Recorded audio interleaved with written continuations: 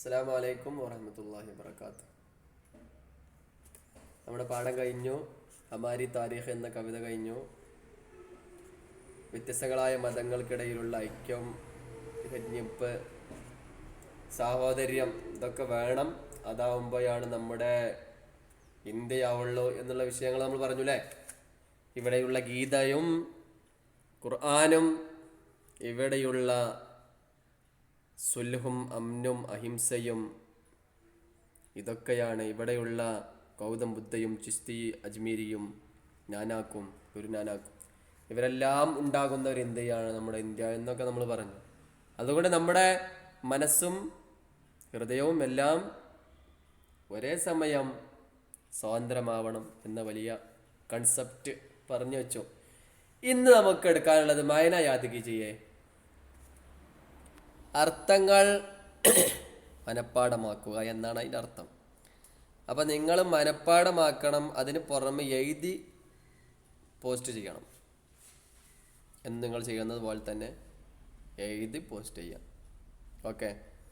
ദമക്ക് അർത്ഥം ഓരോന്ന് പറയേണ്ട ആവശ്യമില്ല. ഞാൻ അർത്ഥം പിന്നെ ഉറുദുവിൽ തന്നെ പറയാം. മലയാളം നേരത്തെ നിങ്ങൾക്ക് പറഞ്ഞു തന്നിട്ടുണ്ട്, അപ്പോൾ അത് നോക്കിയാൽ മതി.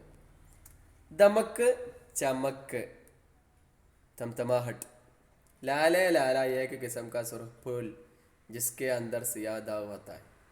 तोहमत इल्ज़ाम दिलजोई तसल्ली तस्कीन और तशफ़ी की बातें करना.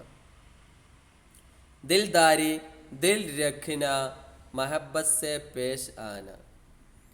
उखुवत भाईचारा आश्ती दोस्ती सुलह अहिंसा अदम तशद्दुद जुल्मो ज़ियादती न करना. दहर ज़माना दुनिया मुकाबिल सामने वाला बराबरी करने वाला. फरंगी अंग्रेज़ गौर तअस्सुब तंग नज़री बे जा हिमायत या मुखालफत. പിന്നെ सोचिए और बताइए ചോദ്യോത്തരങ്ങളാണ്. ചോദ്യോത്തരങ്ങൾ ഓരോന്ന് വായിക്കണോ? ആണേ വായിക്കാം. तारीख लिखने वालों के ख्याल में हिंदुस्तान में मुख्तलिफ त्यौहार कैसे मनाए जाते थे?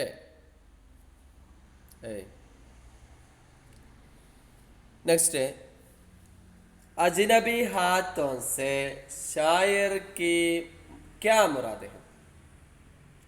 हमारी तारीख को किस तरह बदल दिया गया? हमारे मुल्क की तारीख क्या रही है? आज़ादी मिलने के बाद हम खुद को कैसा महसूस करते हैं? शायर ने आखिरी बंद में एकता की क्या पहचान बताई है? ഇതൊക്കെയാണ് ചോദ്യങ്ങൾ. അതിൻ്റെ ഉത്തരങ്ങൾ എഴുതണം. പിന്നെ ഓരോ പിന്നെ കവിതയുടെ ഓരോ വരികളുണ്ടല്ലോ, അതൊക്കെ പൂരിപ്പിക്കാനാണ്. അത് നിങ്ങൾ പൂരിപ്പിക്കണ്ട, അത് ചെറിയ കുട്ടികൾക്കുള്ള പണിയാണ്. അപ്പോൾ നിങ്ങൾ കുറച്ചും കൂടെയൊക്കെ വലിയ കുട്ടികളായതുകൊണ്ട് പൂരിപ്പിക്കണ്ട. പക്ഷെ നിങ്ങൾക്ക് അത് അറിയണം, ചോദിക്കുമ്പോൾ നിങ്ങൾക്ക് അത് അറിയണം.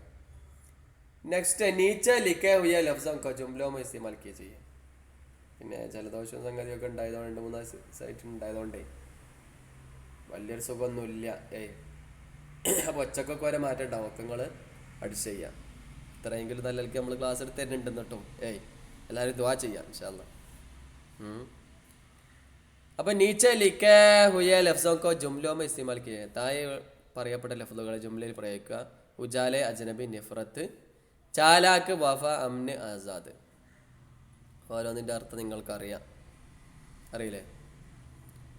ഉജാലെ പ്രകാശം, അജ്നബി വൈദേശികര്, നിഫ്രത്ത് വെറുപ്പ്, ചാലാക്ക് തന്ത്രം, വഫ പൂർത്തീകരിക്കുക, അമ്ന് ആസാദ്, ഇതൊക്കെ അറിയാലോ. പിന്നെ നെക്സ്റ്റ് അതിനടിയിലുള്ള ലഫ്ദുകൾ കുറച്ചുണ്ട്, അതിൻ്റെയൊക്കെ ജമ്മ എഴുതാനാണ്. ഉൻ ലഫ്സോं की ജമാ ലിഖിയെ. എന്തൊക്കെ വാക്കുകൾ?